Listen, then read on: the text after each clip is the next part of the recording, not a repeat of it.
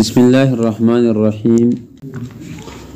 القسم الثالث في الحروف وقد مضى تعريفه وأقسامه 17: حروف الجر والحروف المشبهة بالفعل وحروف العطف وحروف التنبيه وحروف النداء وحروف الإجابة وحروف الزيادة وحرفاء التفسير وحروف المصدر وحروف التخزيز وحروف التوقع وحرفاء الاستفهام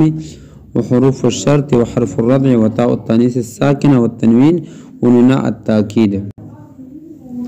مصنف چې کله د قسم ثانی نه فارغ شول، یعنی د فعل د بحث نه، نو شروع وکړه په قسم ثالث کې. او قسم ثالث د حرف په بیان کې ده. او مصنف پیلی دی وقت مضى تعریفه، ځکه چې اعتراض پکله اعتراض داوه چې تو تعریف نمخ کې ډایرکټ تقسیم باندې شروع وکړه، حالانکه طریقه او ترتیب داوی چې اول د شی تعریف کېږي بیا نه بعد اقسام بیانېږي. نو مصنف اول نه جواب ورکړه چې اعتراض مه کوه، ٹھیک ده کنه، تعریف مخکې تر شوی ده، بس اوس به اقسام بیانوو. خو چونکې چې تعریف تر شوی هم د ډېره موده وشوله، کول په شروع کې متعریف پیلی و و اقسام ورته اوس بیانوي. نو موږ ته چې به خو دومره تیز ذهنونه نه دي که نه، پکار ده چې موږ ته تعریف څه کړی وای، دوهرو کړی وای. خو چلو مصنف خو دا کار نه ده کړی، هم په خپله پسې شو ته وګورو چې تعریف یې څه و. نو څه تعریف مو کړی و؟ کلمة لا تدل على معنى في نفسها بل تدل على معنى في غیرها. ٹھیک ده کنه. وی تعریف مو په کتابونو کې دا ملی ده چې حرف کلمه ده چې بغیر د ضم ضمیمه نه، ٹھیک ده کنه، بغیر د ضم ضمیمه نه خپل معنا نه ورکوي، خپل معنی باندې دلالت نه کوي. یا اسون تعریف مو چې په نحو کې کوم کړی و، ٹھیک ده. یو تعریف خدا هدایتونه علماء ته وکړه، و یو اسون تعریف د نحو په ابتدایي کتابونو کې کړی ده چې هغه حرف کلمه ده چې په خپل معنی باندې دلالت کولو کې بلې کلمې ته محتاج وي، ٹھیک ده کنه. دا حرف شو. اوس حرف څو قسمونه دي؟ اولس قسمونه دي. سوره او مصنف ته په خپل ذکر کړی دي: حروف جر، حروف مشبه بالفعل، حروف عطف، حروف تنبيه، حروف النداء، حروف ایجاب، حروف زیادت، حرفاء التفسير، يعني تفسير دو حروف، حروف المصدر، حروف التخزيز، حروف التوقع وحرفاء الاستفهام. الاستفهام دو حروف، حروف الشرط وحرف الردع والتاء التانيث الساكنة والتنوين ونون التأكيد. دغه اولس اقسام دي حروف دي په دې قسم ثالث کې بتا دغه اولس اقسام مبارک تفصیل بیانوي مصنف. پوښوي چې کوم دي هر قسم دې سو اقسام دي، کوم دي یا کوم حروف دي پر روسي ان شاء الله پورا تفصیل په دې کې اوسه بیانو. نو فصل اول حروف الجر. مصنف اول فصل کې ته حروف جر بیانوي. څه ته بیانوي؟ حروف جر ته بیانوي. حروف جر د جر معنی ده جر دینے والی حروف. حروف جر معنی څه ده؟ جر دینے والے حروف. اصطلاحی طیب ته مصنف په خپله کړی ده: حروف الجر حروف وضعت لابزاء الفعل وشبهه او معنى الفعل الى ما تليه. ٹھیک ده. چې حروف جر حروف دي چې فعل او شبه فعل یا معنی فعل هغې شي طرف ته ورسوي چې د کوم شي سره د حروف متصل دي، یا کوم شي سره د حروف متصل دي. موږ اردو کی تعریف داسې کړی و: حروف جر وہ حروف ہے جو فعل یا شبه فعل یا معنی فعل کو کھینچ کر اپنے مدخول تک پہنچائے. ٹھیک ده کنه. دا ګوره حروف دا حروف دي وضعت چې وضع شوي دي لابزاء الفعل د فعل د رسولو لپاره او شبهه یا شبه فعل او معنى الفعل یا معنى الفعل الى ما تليه هغه شي طرف ته چې کومې دې سره متصل وي پوه شو په حروف جر د حروف جر ویلې شي جر معنا د ټینش نه او دا هم فعل یا شبه فعل یا معنی فعل خپل مدخول طرف ته روکوږي خپل مدخول طرف ته څه روکوږي پوه شي او دا حروف ته حروف اضافت هم ویل شي اضافت معنا نسبت څه ده نسبت او دا حروف هم فعل شبه فعل یا معنی فعل اگه نسبت خپل مدخول طرف ته کوي پوه شوي پوه نه شوي لکه مررت بزیدین مرور یو فعل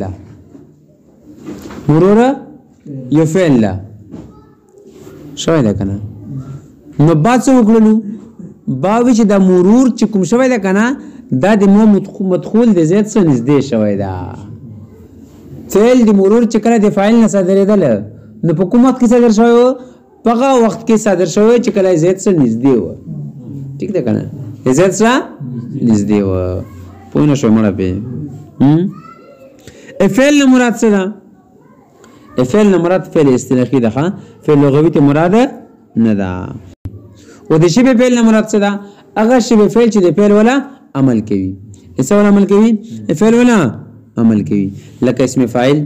اسم مفعول صفت مشبهه مصدر اسم تبذيل وغيرها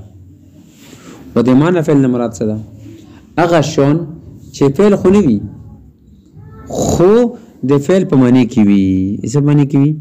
د فعل په معنی کې وي یا یې نه فعل سمجھ ترسي یې نه فعل سمجھ ترسي پوښي معنی فعل نه مراد هغه شون دي چې دغه نه د فعل معنی سمجھ ترسي پوښه او د فعل د مدینه نه وي فعل دی مدینه نه وی لکه هذا اسم اشاره ده کنه د دې وشیرو په معنی کې ده اسه معنی کې ده وشیرو په معنی کې ده یا تمنی د تمنیت په معنی کې ده ترجی دی ترجیت په معنی کې ده یا حروف مشابه الفعل لکه ان وان د حقیقت په معنی کې دي وغيرها وغيرها پوښه نو دا معنی الفعل دی چې دي معنی الفعل دی پوښه الفعل مثال بس شي لکه مررت بزیدین ٹھیک ده مررت بزیدین الشبه فعل مثال بس شي لکه انا مارون بزیدین لکه انا مارون بزیدین والشبه فعل مثال بس شي بيقول كنا هذا في الدار ابوك هذا في الدار ابوك ده بدي معنى فعل مثال شي اي اشير اليه فيها پوښ په وګوره عبارت ته وګوره حروف الجر حروف جر حروف حروف دي وجات چې ورته شي لابزاء الفعل د پورا درسولو الفعل د فعل وشبهه و د شبه فعل او معنى الفعل یادي معنى فعل الى ما تليه هغه شی طرف ته چې کوم د سره متصل لا کوم د سره ده متصل لا په یو په نحو مررت بزيد نحو مررت بزيد لك مررت بزيد وانا مار بزيد وهذا في الدار ابوك دا هذا پمنه دي اشير اليه في هذا ٹھیک ده کنه یا اشير اليه في الدار اشير اليه في الدار پمنه کې دا پوینه شوی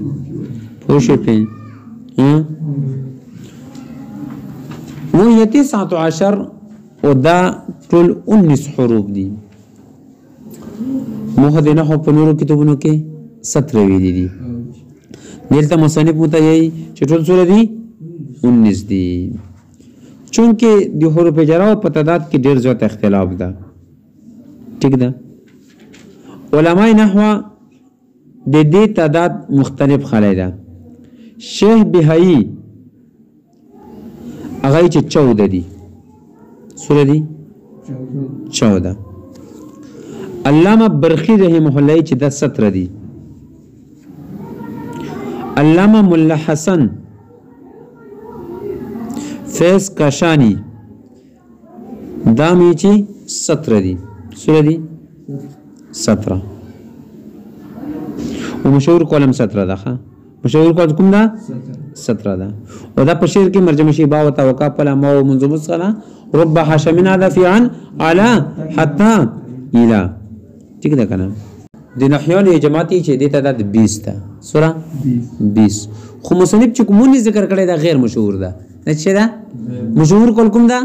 17 او یاته 17 حرفن ودر ټول څه دي 19 حروف دي پوښوي با او توقع پلا واو منذ مزحلا رب حشمنا ذا في عن على حتى الى پوښوي کنه مخکې تفصیل روان ده مخکې تفصیل روان ده وسیاري و وهي 19 حرفا من وهي لابتداء الغاية ديك اول حرف من ده من مصنف سلور مونی ذکر کړی دي سمونی ذکر کړی دي سلور من دا د ابتدائی غیر پررسی سره پررسی ابتدائی غیر پر یعنی څه مطلب ابتدا خو شروع ته ویل شي کنه او غایس ته ویل شي انتها ته ویل شي ابتدا شروع ته ویل شي او غایا انتها ته ویل شي من چې ابتدائی غیر پر مطلب به څه مطلب دادا چې من به دلالت کوي په دې خبره باندې چې مو مدخول نه دی و حکم ابتدا شوی دا مو د مدخول نه دی و حکم ابتدا شوی دا ٹھیک ده پوښی او دې علامت بداوی چې د دې په معنی کې به چې د دې په مقابله کې به انتهاوی دې مقابله کې به څه وي انتهاوی لکه سرت من البصره الى الكوفه نو غره دې کې دا سرت من البصره بصره نه ابتدا شوی دا کنه او مقابله کې کوفه الى الكوفه انتها شتادا دویمه معنا من بکره تبیین دی پرسی ایسے دی پرسی تبیین لغوی معنا دا بیان کرنا یا اظہار ٹھیک ده یعنی من با پا دی خبر دلالت کیوی چه مو بابات دی مو دی مقبل پورا بیان دا پوشی یعنی مقبل کی با ابهام می سبوی ابهام یو امر مقصودی او کیسوی مبهم بوی و دا من د من مابعد به هغه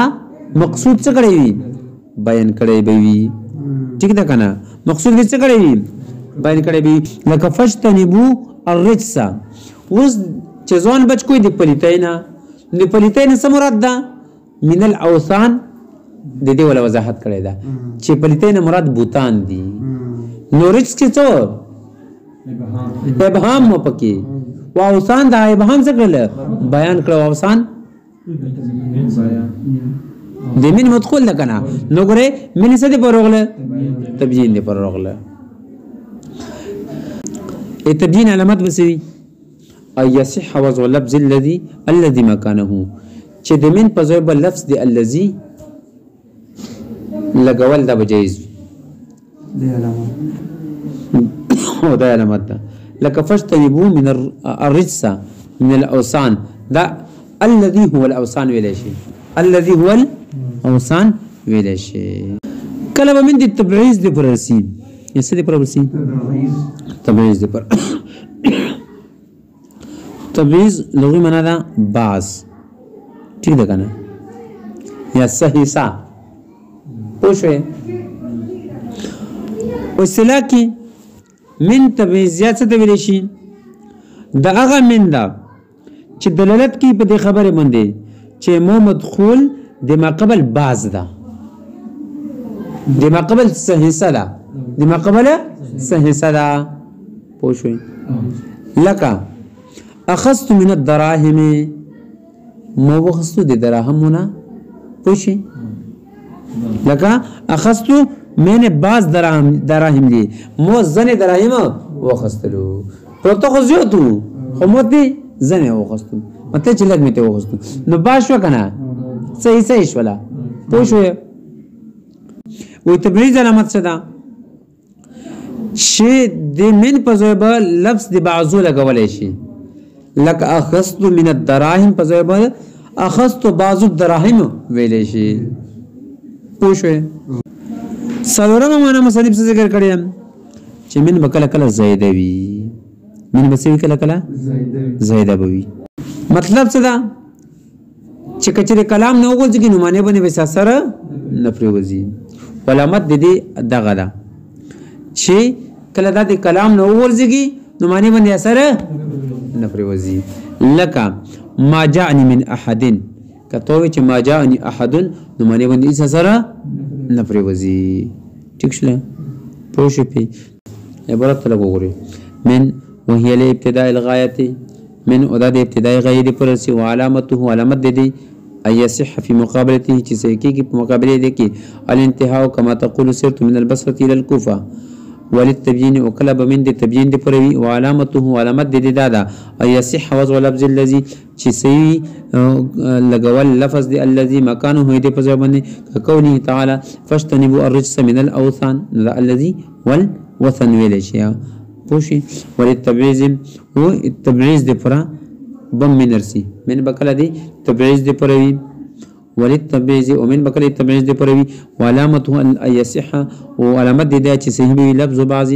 لفظ د بعضو مكانه فزيد دي نحو اخذت من الدراهم اي بعض الدراهم وزائده وزائده مرسي وعلامته لا يختل المعنى چې نخربيږي معنا یا خلل نرسي په معنی دي کې مسقاتها دي په ورزول سره نحو ما جاءني من احد پوشي دا ما جاءني احد ویلشي ولا تزاد من في الكلام الموجب خلافا للكوفيين من په کلام موجب کې څه غیر موجب کې ورسي په دې کې د بصرین او د کوفیون اختلاف تا بصرین حضرت چې دا بصره په کلام غیر موجب کې زید په کلام موجب کې زید کېدلې نشي کوفیین حضرات چې په کلام موجب کې بم زید درسي لکه څنګه په کلام غیر موجب کې زید درسي دا رنګ په کلام موجب کې هم درسي زید درسي او شی په خبره باندې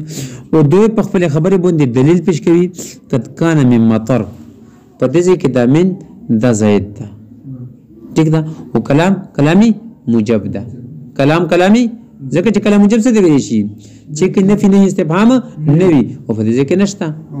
ٹھیک ده کلام نو مصنف جواب ورکوي چونکه مصنف ته خو د چا مذهب ده د بصرین مذهب ده نو جواب ورکوي چې لکه وقت کان من مطر